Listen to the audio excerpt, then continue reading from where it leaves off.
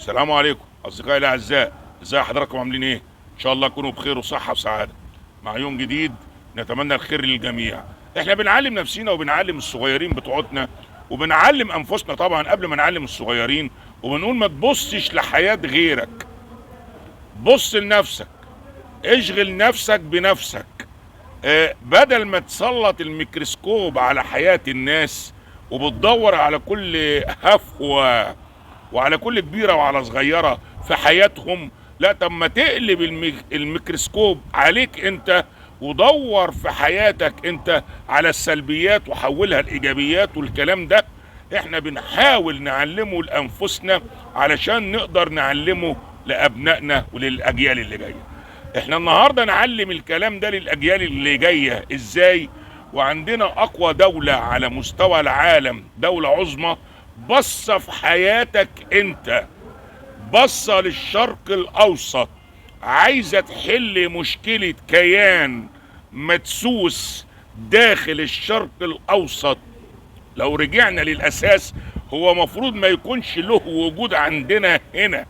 عايزة تحلله مشكلته وعايزة تكبره من مفيش على حساب الاخرين. قال الرئيس عبد الفتاح السيسي قبل كده عندهم صحراء النقب، لو عاوزين ينقلوا سكان غزة لصحراء النقب لغاية ما يخلصوا تنقيب في أرض غزة وتطهير ويشوفوا الأنفاق ويشوفوا الأسلحة ويشوفوا اللي عاوزين يشوفوه ويحرروا أسراهم.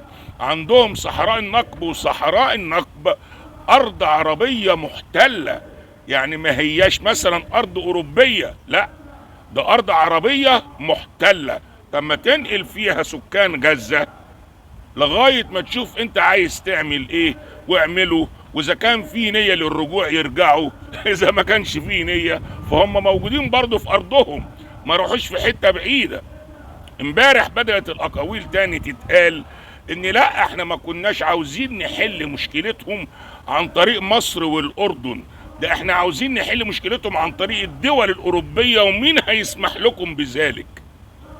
يعني مين هيسمح لكم ان انتوا تهجروا شعب فلسطين من ارضه وتودوه اي دولة اوروبية؟ مين اللي هيسمح بده؟ دول عرب ودول في ارضهم وكلها تابعة لجمهورية مصر العربية. مين اللي هيسمح لك؟ الامن القومي المصري مين اللي هيسمح لك؟ اكبر دولة على مستوى العالم بتبص للدول بتاعت الشرق الاوسط عشان تحل مشكلة الاخوة في غزة وفي فلسطين، عشان تكبر الكيان على حساب الدول التانية. طب ما تدوم ولاية من عندكم، ولاية صغيرة كده من عندكم قدام الغابات اللي مش عارفين تطفوا النار بتاعتها لغاية النهاردة. ادوهم ولاية، ادوهم حتة ارض كده حلوة، جزوا منها النخيل والشجر، استخدموه وابنوه واعملوا فيها مستوطنات. واحنا لو رجعنا للكلام بنقول مستوطنات موجودة في الاراضي المحتلة، لان الناس دي اصلا كلها اكتر من 80% جايين من افريقيا وجايين من اوروبا ومتجمعين واتعملت مستوطنات هناك.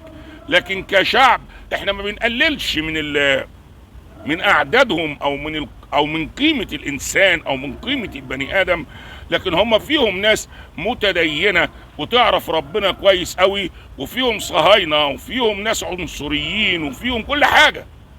لا، الكيان ده لو اتفكك والناس دي رجعت لبلادها مش هتلاقي اصلا. طب احنا خليهم مش هيتفككوا وخليهم بالكتلة بتاعتهم واقوى دولة على مستوى العالم، بدل ما بتبص لمصر وبتقولوا ناخد سينا وناخد معرفش ايه ونعمل لهم وطن بديل. طب ما تديهم ولاية من عندك. انت عاوزنا ازاي نربي النشء بتاعنا ان ما تبصش لحاجة غيرك وانت كأقوى دولة باصص للدول بتاعت الشرق الاوسط عشان تحل مشكلة حليف ليك بيتحكم فيك هناك كرئاسة، ويقول مين يدخل الرئاسة ومين ما يدخلش، ومين يدخل الانتخابات ومين ما يدخلش، ومين يقيم الاحزاب ومين ما يقيمش على حسابنا احنا هنا، وتعمل له دولة من ما فيش. والفلسطينيين بكرة ولا بعده تنقضي على قضيتهم وارضهم هباء ازاي توديهم فين انت؟ بدأ الكلام تاني يقول لك لا ده احنا بنتكلم على دول اوروبيه، ان احنا نهجرهم لدول اوروبيه. ده كفايه الكلمه التهجير. تهجرهم ليه يعني؟ ومين اداكم الحق لده؟ مين اداكم الحق تطلعوا ناس من ارضها بعد ما دمرتوا بيوتها علشان ما عرفش تطهروا الارض وتعملوا اعاده اعمار؟ مين اللي بيعمل اعاده اعمار غير هم العرب؟ وعلى رأسهم مصر اللي بتشيل الشيله. مفيش حد تاني يا ساده محترمين. فانا نفسي يعني كده يطلع رئيس اقوى دولة على مستوى العالم يقول لك اهلا بيكم يا حبايبي، تعالوا انتوا حبايبنا واحنا حبايبكم. لكن هم سايبينهم شوكة داخل الشرق الاوسط في ظهر جميع الدول، شوكة كده غارزة في ظهر جميع الدول، وعاوزين يكبروهم من مفيش. بس يكبروهم على حساب مين؟ على حساب دولة زي جمهورية مصر العربية ولا مملكة زي الأردنية الهاشمية؟ تكبروا على حساب مين؟ يعني يجيب الغزاوية مصر ويودوا بتوع رام الله يودوهم الأردن فدية فلسطين. كل سنة وانتم طيبين. وهو اللي بيتاخد بيرجع تاني يا سادة محترمين؟ طبعا لا. فإذا كنتوا عاوزيننا الرب النشء إن ما يبصش لحاجة غيره، ابدأوا بأنفسكم انتوا الأول، وقولوا لأنفسكم انتوا الأول. إذا كانت عندكم مشكلة حاولوا تحلوها منكم انتم وفيكم انتم، ما تحاولوش تحلوها على حساب الغير.